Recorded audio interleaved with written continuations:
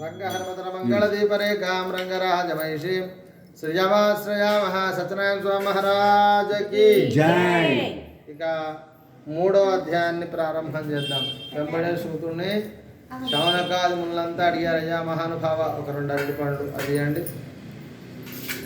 సూతుడిని శౌనకాది మునులంతా అడిగారు, అయ్యా మహానుభావ మాకు సత్యనారాయణ స్వామి వ్రతం ఎట్లా పుట్టిందో చెప్పారు. ఆ క్రమం లోపల మొదట బ్రాహ్మణుని యొక్క కథ చెప్పారు. కేవలం బ్రాహ్మణున్నే భగవంతుడు ఉద్ధరిస్తాడా, ఇంకెవరిని ఉద్ధరించడా అని అడిగారు.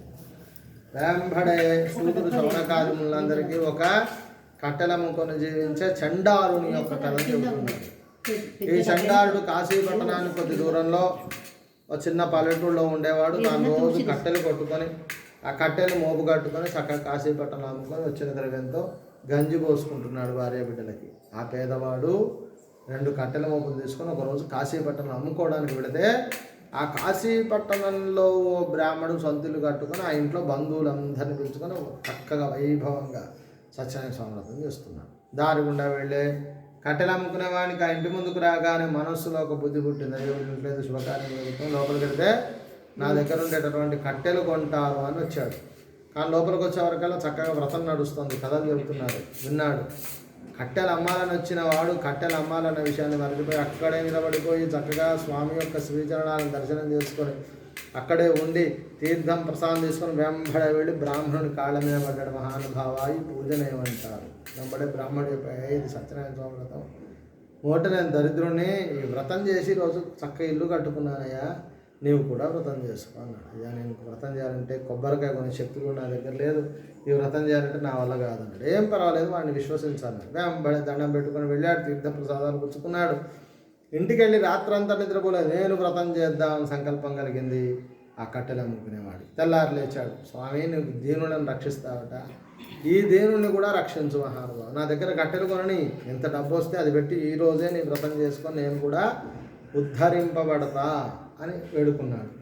వేడుకొని బయలుదేరాడు. చక్కగా హరినామం స్మరణ చేసుకుంటూ కట్టెల మోపులు చేసుకొని ఉత్సాహంగా కాశీపట్నంలో ఉదయం మధ్యాహ్నం సాయంకాలం వరకు తిరిగి తిరిగి తిరిగి అన్ని వీధులు తిరిగాడు. కానీ కట్టెలు మాత్రం ఎవరు కొనలేదు. బాధపడ్డాడు.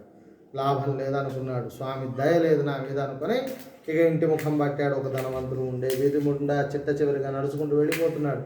ఆ వీధిలో ఒక ధనవంతుల ఇంట్లో శుభకార్యం చేసుకుంటూ బంధువులను పిలుచుకున్నాడు. వచ్చిన వారందరికీ ఇందాక చెప్పుకున్న మాతృదేవో భవ, పితృదేవో భవ, ఆచార్య అతిథి దేవో భవ. ఇంటికి ఎవరైనా అతిథి వస్తే అన్నం పెట్టి పంపించాలి. ఇది సామాన్య ధర్మం.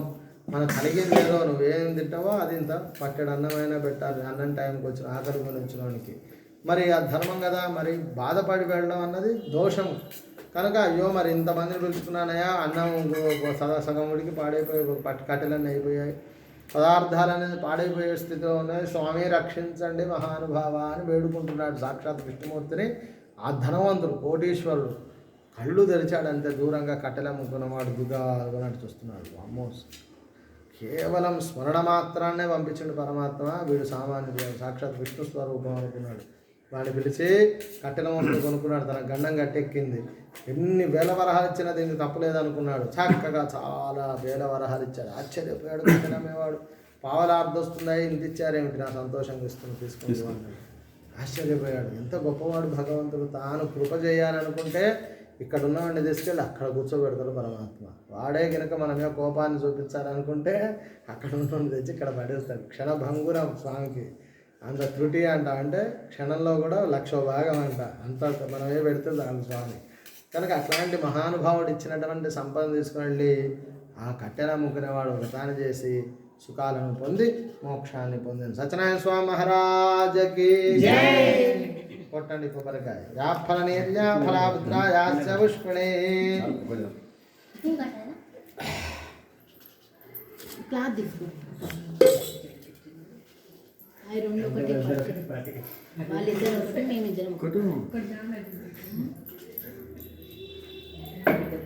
కర్పూరం పార్టీలేమో సాకరైతే లేదు. పార్టీలో ఇట్లా కొద్దిగా లూజ్ వదిలేదు.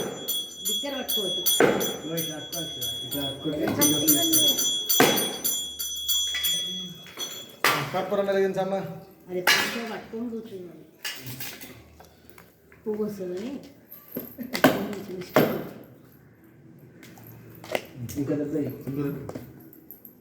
నీరాజనం సందర్శయామి. కర్పూరం వెలిగించండి. ఓం భూర్భువస్సువః.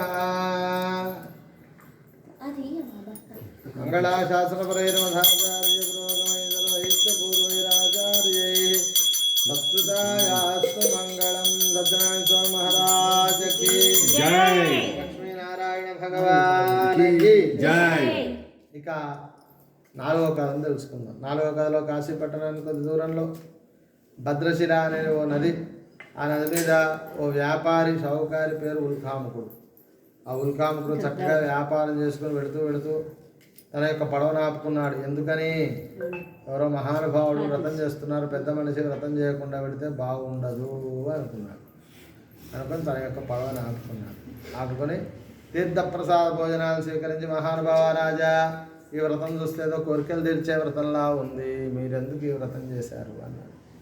అయ్యా, నాకు అన్నీ ఉన్నాయి కానీ సంతానం లేదు, వ్రతం చేసి సంతానం పొందాను అన్నాడు. వెంబడే వ్యాపారికి సంతానం లేదు. ఏమందన్నా పెట్టాను, మహానుభావ, నాకు సంతానం కలిగిన మరుక్షణమే నీ యొక్క వ్రతం చేస్తానయ్యా.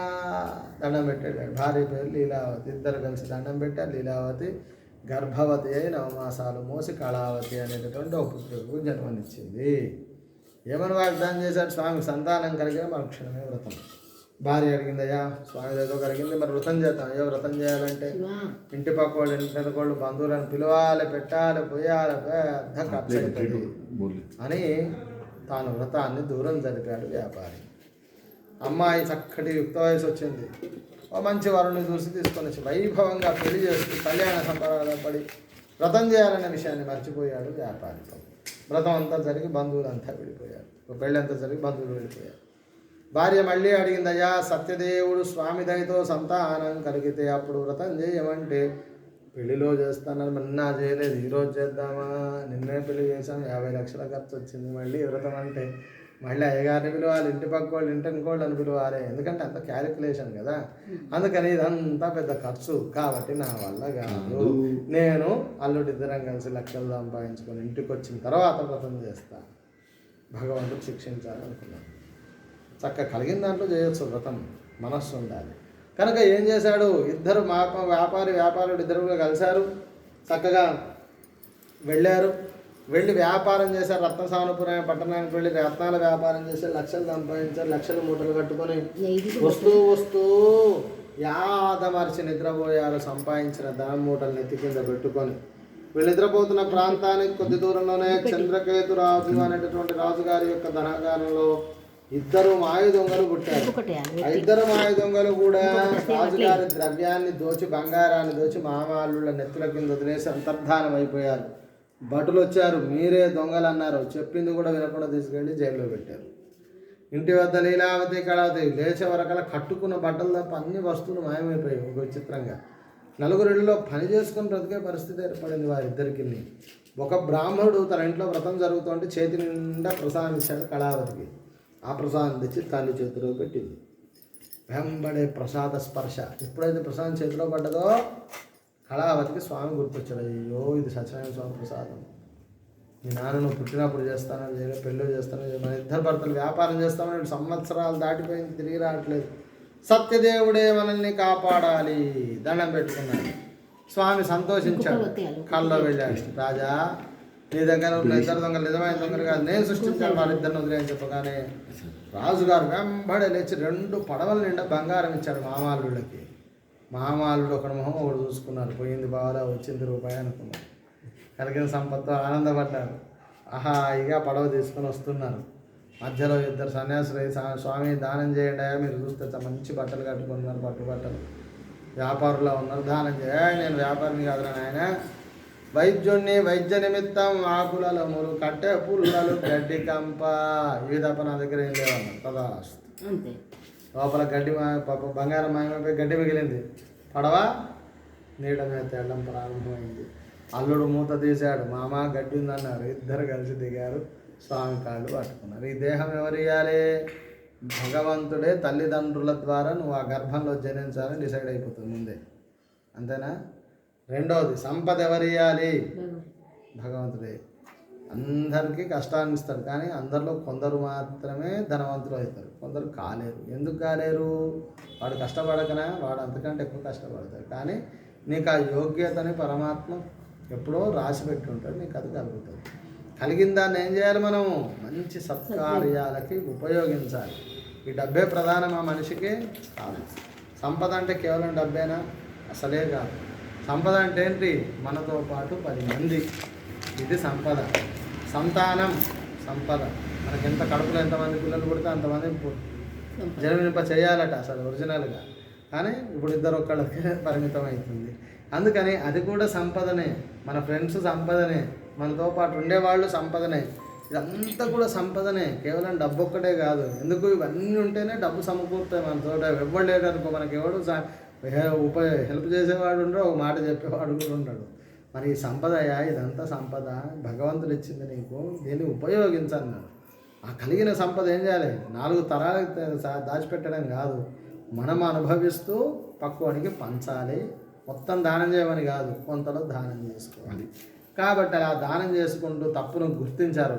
వాళ్ళకి కళ్ళు తెరుచుకున్నాయి. మా వాళ్ళిద్దరికి తప్పును గుర్తించాయో, తప్పు చేశామరా, ఇంత కలిగిన సంపదని కొంత దానం చేయాలని నిర్ణయించుకొని చక్కగా బ్రాహ్మణులకి, పేదలకి దానం చేస్తూ గ్రామానికి చేరారు. కబురు పంపించారు. 2 ఇంట్లో వ్రతం చేస్తున్నారు. భట్లు వచ్చారమ్మ, మీ 2 భర్తలు వచ్చారు, రమ్మంటున్నారు, నడిగోతికి అన్నారు. 2 వ్రతం చేస్తూ వ్రత మధ్యంలో వెళ్ళొద్దు కనుక లీలావతి తీర్థం పుచ్చుకొని కళావతి తీర్థ ప్రసాదాలు మరిచిన దేవుడికి తన భర్త నీళ్ళలో పహిమాం శరణాగత వత్సల అనగానే ఆకాశం కొన్ని మాట, అమ్మ స్వామి యొక్క ప్రసాదం చాలా విశేషం, ఈ ప్రసాదాన్ని విస్మరించవద్దు, తీర్థం ప్రసాదం ఎవరైనా పుచ్చుకోవాల్సిందే, కాబట్టి నువ్వు కష్టాన్ని పడుతున్నావు అని చెప్పగానే తిరిగి వెళ్ళి స్వామి హారతి ఇచ్చి తీర్థం ప్రసాదం తీసుకుని తన భర్త నీళ్లలో నుంచి పైకి వస్తాడు. షావుకారి దంపతులు స్వామి యొక్క గొప్పతనాన్ని గుర్తించి వాళ్ళ ఇళ్లలో ప్రతి పౌర్ణమి ఏకాదశి చక్కగా వ్రతాన్ని చేసుకుంటూ 10 మందిని పిలుచుకొని వాళ్ళకి కలిగిన దాంట్లో 10 మందికి అన్నదానం, వస్త్రదానం, ఏవో దానాలు చేసుకుంటూ సుఖాలను పొంది మోక్షాన్ని పొందారు. సత్యనారాయణ స్వామి మహారాజకి జై. కొబ్బరికాయ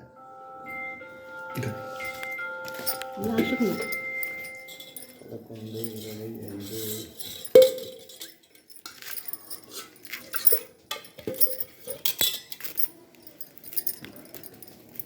అయిపోయి రాఖీ కట్టాను. కానీ త్వరగా కానిస్తే మా ఇంటికి మా చుట్టాలు వచ్చారు రాఖీలు కట్టడానికి. పోవాలి మేడం. అదే మధ్యలో గ్యాప్ ఇచ్చినప్పుడు కట్టేది బిడ్డాలి. ఇందాక గ్యాప్ ఇచ్చినప్పుడు కట్టేసి అయిపోతుంది కదా అంటే అది క్యాల్ రాలేదు. మళ్ళీ కట్టుకోండి. కర్పూర వెలుగు